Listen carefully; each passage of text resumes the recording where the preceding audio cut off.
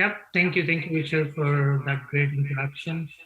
Really appreciate being a part of this forum and hearing our thoughts from various leaders and the general group in general. Thank you. Well, great to have you here. You're welcome to go ahead and share your presentation, and then you can take it away. All right. So as I quickly share my presentation, I want to make sure you're able to see my screen. Yep, that looks fine. That's great. Thank you. And Martin did a great job of providing the overview of what really customer experience means in our in various industries and providing the general overview. What I'm trying to do over the next few minutes is probably walk you through how does technology play a part, but more importantly, how does technology get integrated into the traditional businesses that we run. And I think I've been lucky to be a part of the transition as Walmart was embracing the technology and ensuring that we are moving into a digital first mindset.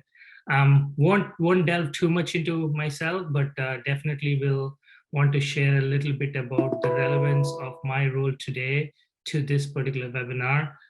So as Richard mentioned, Phani Korasala here, Senior Director, leading merchandising, technology, product management, and user experience for Walmart International Group of Companies.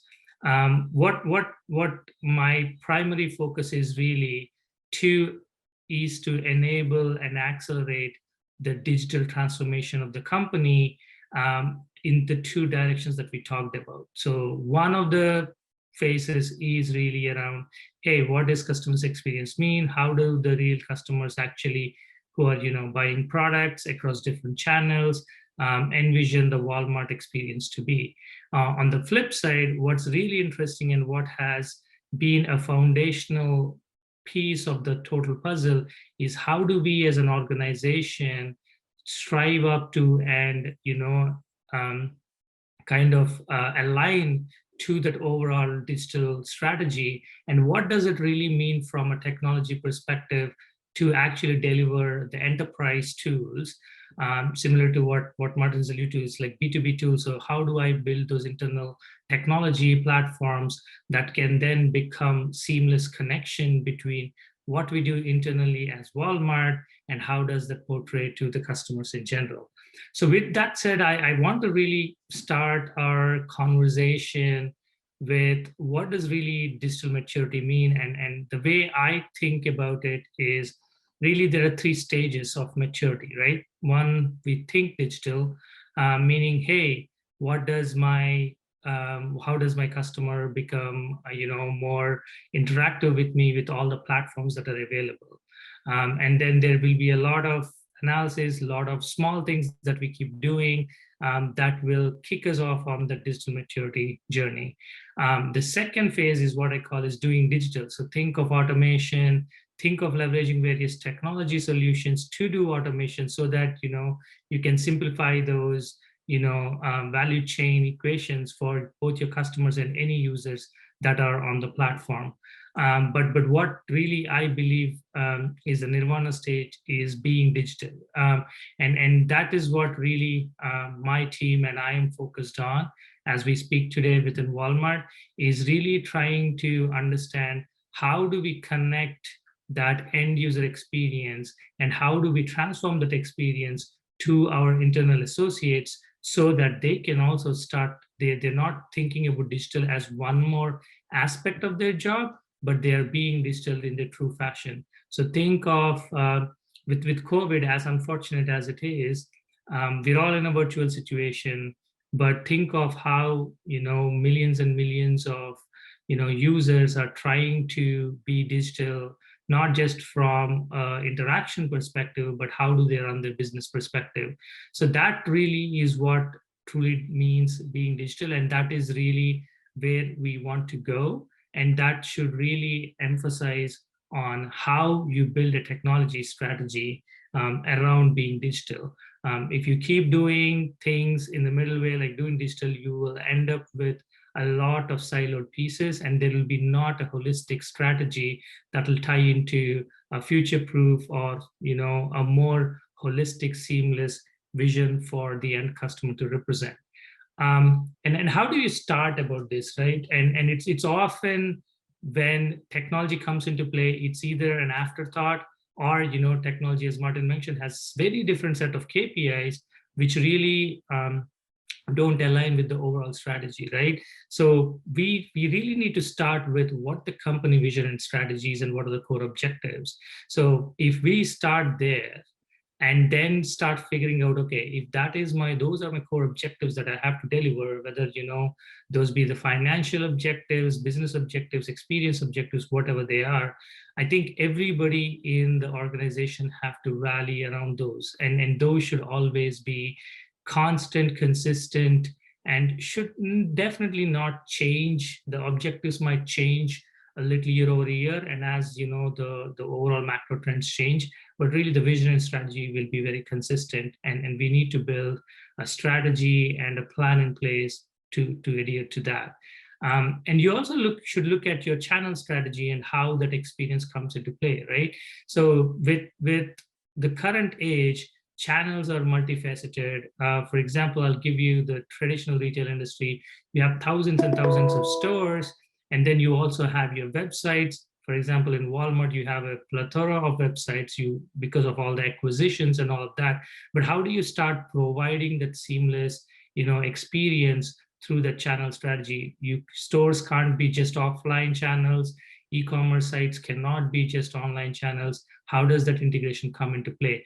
And to do that, you have to provide a unified enterprise technology, and that is what ties your vision to the experience that you want to provide to the customers and the users. And with that said, what I really think the areas of focus in the three pillars that I like to define are, what do you look at from a macro trends of society? How are the customers and users reacting in the current day and age? And what is the industry, where is the industry trying to go overall? The first one, which is really across the macro trends in society, will help you, really make your technology future-proof, right? Some of the trends that we should really be thinking about, especially in the last 12 to 15 months, is the reversal of globalization, right? Yes, we are as global as possible, but there is an emphasis and a regeneration of localization, right? So how do you look at that from that perspective, to be able to start thinking about what should we be doing from a digital business perspective? There is ever increasing business disruption that we have to think about. The technologies that are in place, cryptocurrencies, everything is being disrupted in this day and age. And how do we build a technology practice and a technology, roadmap that can, first of all, sustain the business disruption, and second, catch up, and finally, actually, you have to be at the end of that experience. And finally, it's community driven by empathy, right? So as we are going through a lot of global crises in various areas of the world, people are coming together like never before. So how do we, as industries and as big businesses that are supporting the communities, create that feel and passion for empathy? And then you look at your customers and users, right?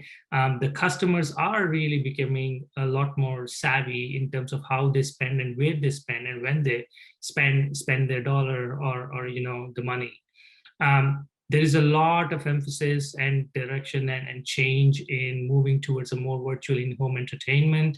Whether I always think of the examples is eating in is the new eating out. You can pretty much get every sort of culinary experience from a taste point of view right into your hall. So that's one example that always strikes very, very, very well to me in terms of where the customers are shifting, and they are seeking out a lot of creative and social experiences, right? So some of the things that really shot out is how are students engaging with their teachers and counterparts? How are other people engaging for their Friday hours? What are they doing? So these are the kind of things that really addressed from a customer standpoint. And from an industry point of view, it's really about prioritizing your operational efficiency and being agile, and building those flexible channels. How do your stores eventually become warehouses from where you can distribute, things that customers want? Grocery pickup is a great example that has taken over the world over the last 2 to 3 years, but it has really accelerated in the last, I would say, 6 to 12 months. Yes, as unfortunate as the pandemic is, but it has forced us all um, to be more resilient. What is the ecosystem that we talk about? And I'm not going to go through a lot of those details, but what I really want to look at is the 4 dimensions to the ecosystem. Um, Customer and user experience, obviously Martin has touched upon it a great deal about it, but what do we from a technology point of view focus on? We need to focus on business process transformation, providing a unified view and a virtual workspace, right? As much as we would all love to whiteboard together, and I look at this analogy like 10 years ago, if you were to do a discussion, you would all go into a meeting room, sit, discuss for an hour, do your whiteboarding, go out with objectives. Today, how do we do that in a digital world? Yes, we have Zooms, but every single function in your organization is supposed to be on that virtual workspace. I'll give a live example from Walmart, where Walmart's philosophy is everyday low price, save money so you can live better, which means that pricing plays a very, very important role.